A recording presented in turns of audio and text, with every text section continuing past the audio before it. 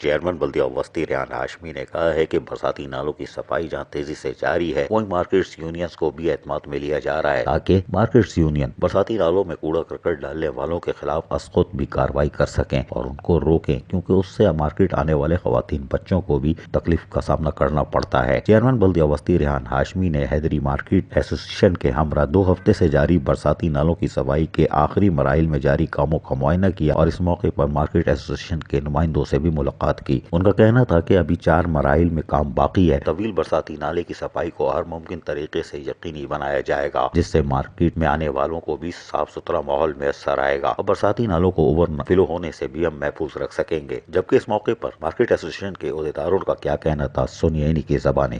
رکاوٹ پیدا ہوتی ہے۔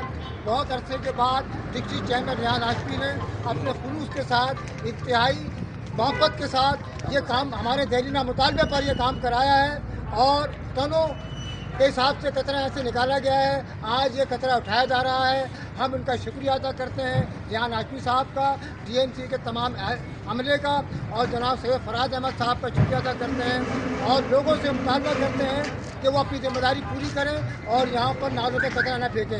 اگر کسی نے کچرا آئندہ پھینکا تو اس کے خلاف قانونی کارروائی کی جائے گی۔ شکریہ۔ بعد ازاں چیئرمین بلدیہ وسطی ریحان ہاشمی نے نیو کراچی 5000 روڈ پر غیر قانونی طور پر ڈالی جانے والی کیبل کا بھی نوٹس لیا اور فوری طور پر اس کو وہاں سے ریموو کیا۔ بلدیہ وسطی کے چیئرمین ریحان ہاشمی کا کہنا تھا کہ کیبل ڈالے جانے کی اطلاع نہیں دی گئی اور نہ اس سلسلے میں روڈ چالان جاری ہوا اور نہ ہی ادارے نے بلدیہ وسطی کو چالان کی مد میں کوئی ادائیگی کی۔ اس غیر قانونی عمل کو فوری طور پر روک دیا گیا ہے اور ایکسکیویٹر کی مدد سے تمام لائنوں کو نکال دیا گیا ہے۔ عزیز عارف، KBS بلدیاتی نیوز کراچی۔